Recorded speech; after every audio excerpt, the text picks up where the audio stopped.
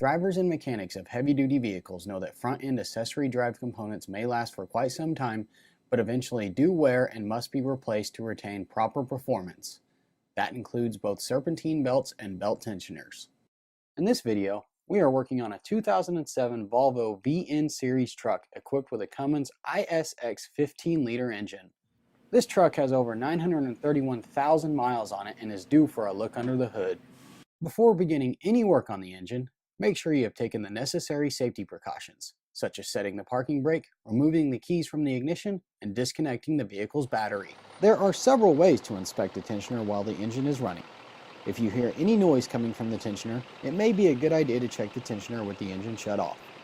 If the serpentine belt is tracking improperly or is off-center, this is a sign of bushing wear resulting in tensioner misalignment. Loss of tension, sticking, or notchy movement are also signs of a tensioner that needs to be replaced. You can also test serpentine belt noise with the engine running. Lightly spray the rib side of the belt with water. If the noise gets louder, the belt noise is a squeal caused by low belt tension.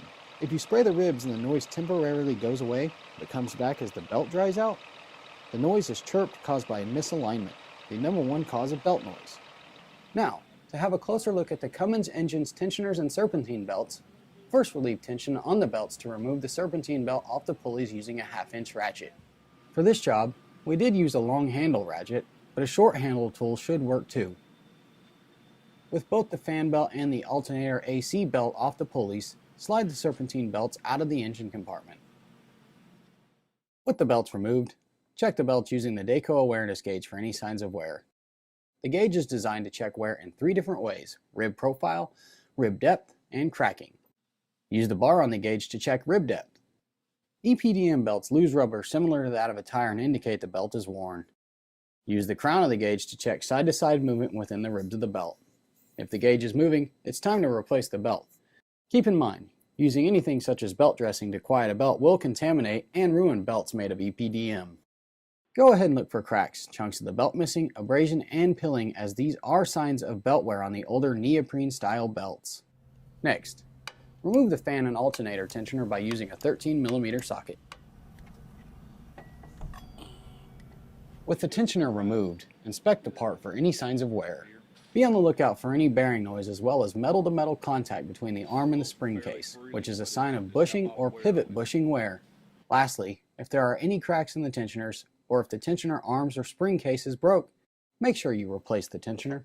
With the Volvo's belts and tensioner removed, we want to check for any signs of misalignment within the belt drive system. Use Dayco's laser alignment tool, which is available in the Dayco belt diagnostic kit, to check for misalignment. When the laser and receiver are connected to different pulleys, check to see if the laser shines through the word Dayco on the receiver. If so, the pulleys are aligned correctly. With signs of wear, we are replacing the fan tensioner with a Dayco 89440 Gold Label tensioner. Gold Label tensioners feature a flat spring and heavy cast casings built to withstand the wear and tear of rugged diesel engines. Make sure you replace both the serpentine belt for the fan and the serpentine belt for the AC. Dayco Gold Label belts are built to withstand the high torque of diesel engines and are engineered with EPDM rubber compounds to resist heat and harsh underhood environments experienced in over-the-road and off-road conditions. Before installing your new Dayco tensioners, clean the mounting surfaces on the engine with a light abrasive sandpaper or abrasive pad. Excessive buildup of oxidation or other foreign material on the engine's tensioner mounting surface may cause an uneven surface for the new tensioner, resulting in misalignment, the #1 cause of belt noise. Locate the pinholes on the bracket and position the tensioner into the mounting holes. Now tighten the bolts with your 13mm socket until it is snug. Dayco recommends tightening the bolts to 35 foot-pounds using a torque wrench. Now finish installing the serpentine belts and release the tensioners to provide pressure against the belts. After your new belts are installed, reconnect the battery and start the engine.